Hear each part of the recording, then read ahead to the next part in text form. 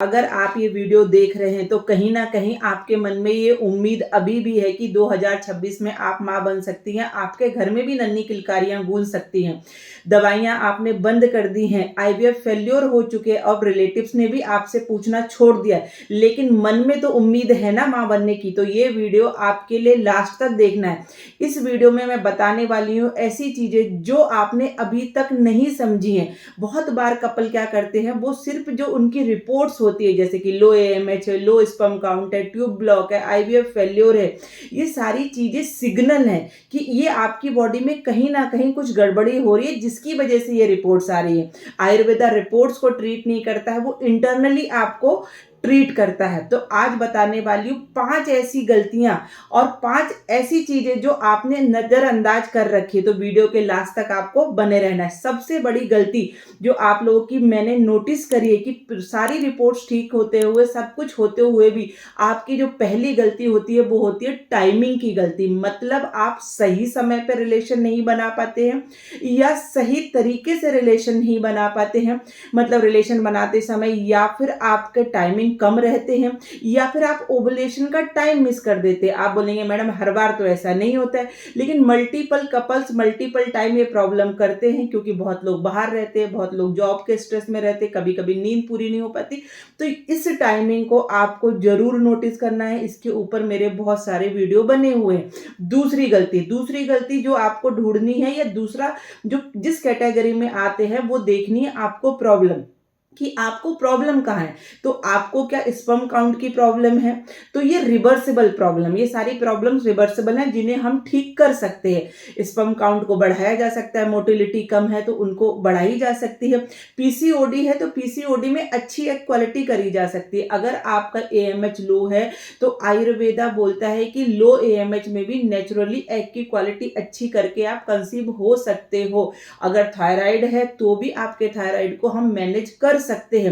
अगर आपको इन्फेक्शंस हैं और आपको उनको ठीक करना है तो भी आप ठीक हो सकते हो। बहुत बार कपल आते हैं जिनकी ट्यूब ब्लॉक्स होती है और उनको साथ साथ इन्फेक्शन भी होता है, हाइड्रोसेल्फिंग्स भी होता है। तो बहुत बार वो लोग वीडियो देख के आते हैं और बोलते हैं कि मैडम डायरेक्टली उत्तर बस्ती कर दीजिए जिससे ट्यूब खुल जाए, लेकिन ऐसा नहीं होता है। हमें one by one step by step जाना होता है। अगर इन्फेक्शन है, हाइड्रोसेल्फिंग्स है, तो पहले हमें उसे रिजॉल्व करना है, उसके बाद उत्तर बस्ती से आपकी ट्यूब खोल सकते हैं। डायरेक्टली उत्तर बस्ती नहीं करनी रहती है। तीसरी कैटेगरी रहती है कि स्ट्रक्चरल डिफॉर्मेलिटीज है। मतलब क्या, यहाँ पे आपको अगर ट्यूबल ब्लॉक है तो बहुत सारे लोग सोचते हैं ट्यूबल ब्लॉक मतलब आईवीएफ। ऐसा बिल्कुल भी नहीं है। अगर ट्यूब ब्लॉक है तो नेचुरली खोल सकते हैं। दूसरी स्ट्रक्चरल प्रॉब्लम होती है डीएनए डैमेज हो रहा है, मतलब अगर डीएफआई ज्यादा या हस्बैंड का डीएनए ब्रेक डाउन हो रहा है तो अब उसके लिए क्या कर सकते हैं मैम, अब तो डोनर ही लेना पड़ेगा। बिल्कुल भी ऐसा नहीं है। आयुर्वेद में हम डीएनए को, जेनेटिकल प्रॉब्लम्स को भी रिवर्ट कर सकते हैं, क्योंकि आयुर्वेद के पास जो ब्रह्म शस्त्र है वो है पंचकर्मा। पंचकर्मा आपकी डीप सेलुलर जाके क्लींजिंग करता है जिससे आपकी उत्तर धातु अच्छी होती है और डीएनए जो फ्रेगमेंटेशन है जो रिपेयर करा जा सकता है और हेल्दी बेबी को जन्म दिया जा सकता है।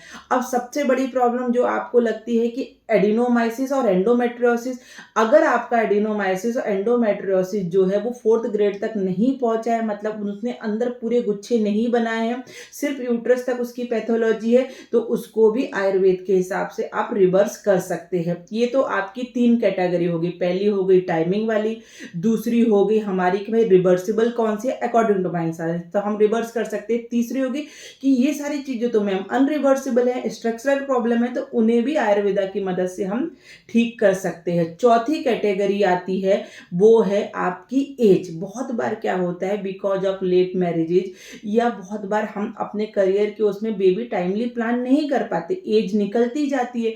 तो जब एज निकलती है तो आपकी बॉडी में क्या होता है, आपकी बॉडी में एग की क्वालिटी ड्रॉप होती है, फिर आपका स्पर्म्स भी ड्रॉप होते हैं और सबसे ज़रूरी चीज़ कि आपकी यूट्रस की रिसेप्टिबिलिटी कम होती है।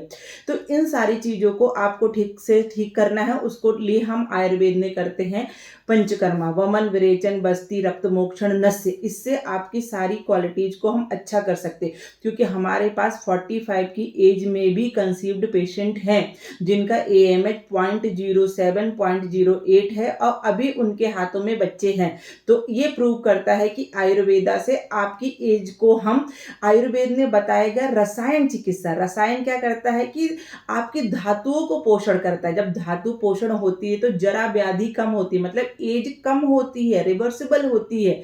चमन ऋषि इसका लाइव एग्जाम्पल है, जिन्होंने चमनप्राश बनाया। चमनप्राश लेने से वो अपनी एज से बहुत यंग हो गए थे। तो इसीलिए चमनप्राश हर कोई खाना चाहता है, लेकिन उसके पीछे का कॉन्सेप्ट नहीं पता है। तो आपकी एज को कम करके, मतलब जो आपकी एज है उसका हिसाब से आपके एग और स्पर्म को हेल्दी करके आप कंसीव कर सकते हैं। ये तो 4 बातें हो गई। अब 5वीं और सबसे इंपॉर्टेंट चीज कि आपको अगर फर्टिलिटी ट्रीटमेंट 2026 में लेना है तो सही डॉक्टर का सिलेक्शन बहुत ज़्यादा ज़रूरी है। मैं यहाँ पर मेरी बात नहीं कर रही हूँ, मैं ऐसे नहीं बोल रही हूँ कि आपको सिर्फ मुझे दिखाना चाहिए। आप इंडिया के किसी भी कोने से वीडियो देख रहे हैं या बाहर से देख रहे हैं तो भी आप ट्रीटमेंट ले सकते हैं, लेकिन आपको सही डॉक्टर का सिलेक्शन बहुत ज़्यादा ज़रूरी है। क्योंकि डॉक्टर के नाम पे आपको सिर्फ पैकेज दे दिए जाते, वो तो बहुत गलत है। डॉक्टर के नाम पे सिर्फ वन वे कन्वर्सेशन होता है कि भाई डॉक्टर ही बोल रहा है, पेशेंट कुछ बोल ही नहीं पा रहा है, या पेशेंट को बताया ही नहीं जा रहा है कि उसकी समस्या क्या है।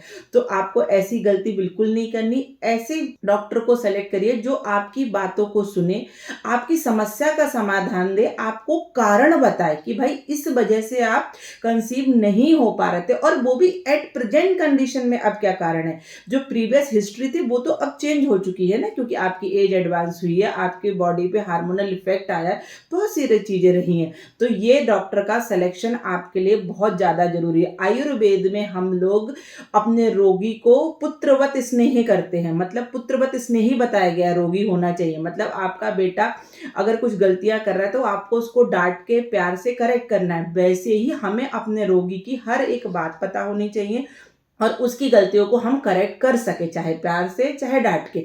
इस तरह से राइट डॉक्टर, राइट सेंटर का सिलेक्शन करना है, ना कि सिर्फ पैकेज बताने वाले सेंटर का। दूसरी अब बात जो बताने वाली हो वो है रूल ऑफ 90 का मतलब होता है कि भाई 90 डेज तो एटलीस्ट आपको ट्रीटमेंट के लिए मिनिमम देने ही रहते। जब आप डॉक्टर के पास गए, उन्होंने आपकी बीमारी के बारे में बताया कि भाई आपको जो है एग की क्वालिटी अच्छी नहीं हो रही है, आपके स्पर्म काउंट कम हो रहा है, या आपके शरीर में वात पित्त कफ कहाँ पे इम्बैलेंस हो रहा है, क्या आपकी रस धातु अच्छी नहीं बन रही। तो अब मिनिमम 90 डेज तो देखिए लगते हैं। जब हम आहार लेते हैं और उससे शुक्र धातु बनने में 90 डेज लगते हैं। तो अगर स्पर्म पे काम करना है तो 90 डेज लगेंगे। हार्मोनल इम्बैलेंस को ठीक करना है तो हमें समय लगने वाला। यूट्रस की रिसेप्टिबिलिटी बढ़ानी तो एटलीस्ट 3 साइकिल तो लगेंगे ना मेंस्ट्रुअल साइकिल के। तो 90 डेज तो आपको समय देना है। तो मुझे लग रहा है मैं ये सारी बातें बताने में आपको इस पूरे वीडियो में सक्षम रही हूं कि अभी आप 2026 में क्या करेंगे जिससे आप नेचुरली कंसीव हो पाएंगे। तो अब समय नहीं है, अब फटाफट आपको क्या करना है, आपकी सारी रिपोर्ट्स मुझे व्हाट्सएप करनी है।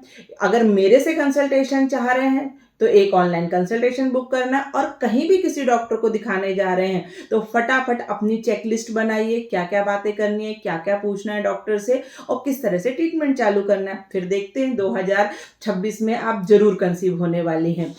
और किस टॉपिक पे वीडियो चाह रहे हैं, और ये वीडियो आपको अगर अच्छा लग रहा है तो इसको लाइक एंड शेयर करना जरूर जरूरी है, और चैनल को प्लीज सब्सक्राइब करिए, हमारी मदद करिए ज़्यादातर लोगों के पास पहुंचने में। नमस्कार।